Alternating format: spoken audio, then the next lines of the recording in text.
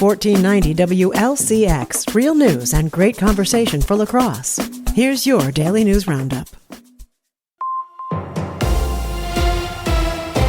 From the Civic Media Newsroom, I'm Melissa Kay. A Republican candidate for governor was endorsed by President Donald Trump this week. Trump said on social media that Tom Tiffany, who is the current representative in Wisconsin's 7th congressional district, has always been at his side, and as governor, Tiffany would work to grow the economy, cut taxes, secure the border, ensure law and order, support the military, and protect gun rights. Tiffany, a long supporter of Trump, launched his campaign in Wausau in September. After the endorsement, Washington County Executive Josh Shulman dropped out of the gubernatorial race, meaning Tiffany will face medical service technician Andy Mansky in the August 11th Republican primary. The primary for Democrats is much more crowded, with 7 candidates still in the race. Scammers are using the tactic of impersonating local government entities and officials to obtain money for fake tax bills and other fees like building permits or zoning submissions. The Wisconsin Department of Agriculture, Trade, and Consumer Protection has received reports from individuals, businesses, and even government entities of being targeted in this manner. Scammers will use email and text messages that seem legitimate with well-written details, sometimes impersonating specific individuals using official government logos, street addresses, and titles. They may even ask potential victims to immediately wire money to avoid late fees, fines, legal action, or even arrest. Scammers try to instill a sense of urgency to get you to act out of fear of retribution. The DATCP recommends using verified contact information for local government entities, officials, and utility providers. Local news at the top and bottom of the hour, or on demand anytime at lacrosseeagle.com. From the Civic Media Newsroom, I'm Melissa Kay. For Civic Media News, I'm Lisa Hale. The conflict in Iran has Wisconsin connections. Members of the Wisconsin National Guard with troops from Oshkosh and Milwaukee have been deployed to Kuwait and Iraq since May of 2025. The F-35 jets stationed with the Wisconsin Air Guard in Madison have not been activated as of this week.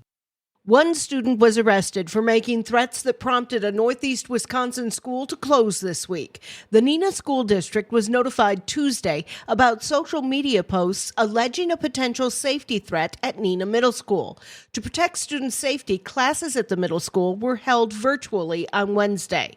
No other schools in the district were closed. Neenah Police Chief Aaron Olson said the student responsible has been arrested, and the chief is recommending felony charges of making terrorist threats.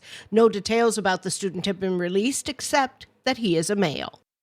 According to the latest Marquette Law School poll conducted in mid-February, Wisconsin's registered voters have a negative opinion of how the Immigration and Customs Enforcement, or ICE, has been enforcing immigration laws. 56% of those polled disapproved and only 44% approved.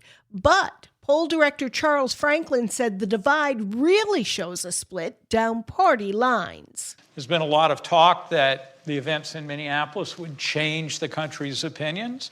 I think it probably does change independents some, but it's certainly not evaporating support for ICE among Republicans. Among Republicans, 87% approve of how ICE is doing its job, while 76% of independents and 97% of Democrats disapprove. The latest Marquette poll has a margin of error of plus or minus 4.3. I'm Lisa Hale, Civic Media News. There's a possible new name in the gubernatorial race on the Republican side.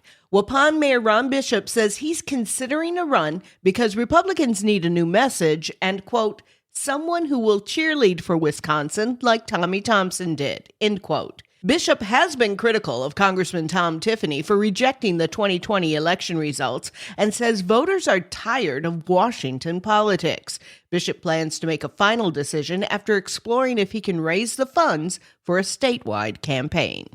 Proposed legislation in the Wisconsin State Senate would restore some legal protections for individuals who provide aid to someone suffering from an overdose. Civic Media's James Kelly has that story. The bill is currently being considered by the State Senate Committee on Mental Health, Substance Abuse Prevention, and Children and Families. If passed into law, an individual who calls 911 for someone during an overdose would be immune from prosecution and a revocation of their parole, probation, or extended supervision for drug possession or drug-related materials. Those protections previously existed under Wisconsin Act 33, which was passed into law in 2017. Act 33 also included the expanded protections for individuals who were on parole, probation, or extended supervision, but the expanded protections were temporary and expired in 2020. This bill would restore those protections permanently. Lawmakers say the goal is to encourage people to call for help immediately to save lives without fear of negative consequences. For Civic Media News, I'm James Kelly. A senator from Wisconsin says she's opposed to Brad Schimmel continuing as interim U.S. Attorney for the Eastern District of Wisconsin when his temporary appointment expires this month. Tammy Baldwin said she's concerned about political partisans filling the justice system. Now, the U.S. Attorney General positions require Senate approval, but President Trump appointed Schimmel to be the interim U.S. Attorney for the Eastern District of Wisconsin.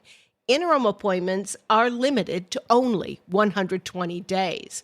Baldwin said, quote, "Sometimes it's hard, but getting the right person who will uphold the rule of law, not pledge loyalty to the president, is more important than ever," end quote.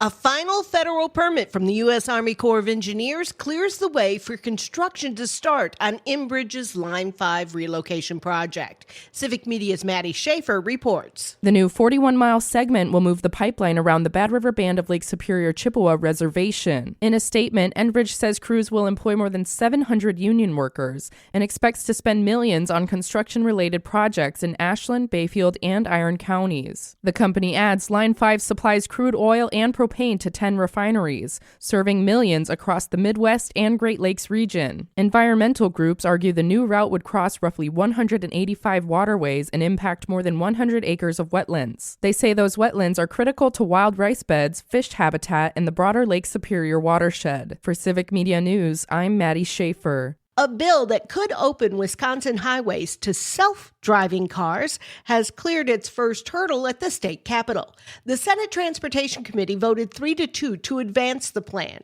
It would create a board to test and regulate the vehicles and to make sure companies are liable for any damage or injuries. Supporters see it as a way to improve safety and mobility. Motorcycle advocates warn it could lead to more crashes.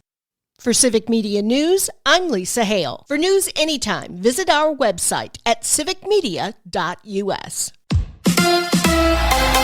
Wisconsin skates to the finals. Hi, I'm Mike Clemens with Sports College Hockey. The Badgers women's team takes on Ohio State tomorrow at the Anderson Arena in the WCHA Finals. Face-off 2 p.m. Mark Johnson could become the first ever college hockey head coach with 700 career wins. In hockey, maybe unlike other sports is unique because if I have a goaltender that is really good on a particular day, I might have a chance. It's become very much more competitive than it's ever been. NFL former Packers president Bob Harlan has passed away. In 2020, I asked him for his reaction to the team drafting quarterback Jordan Love the night before. He remembered Favre and Rodgers. And both decisions turned out to be two of the best decisions in the history of the organization. So I think you should sit back and let time go by and see where it is and what the future holds. You can't make a judgment on draft day. Bob Harlan was 89. With Sports, I'm Mike Clemens. Showers and thunderstorms later today into tonight, and a couple of those could be strong to severe. Our high today, 62. Rain amounts could push an inch or more by the time things wind down later tonight.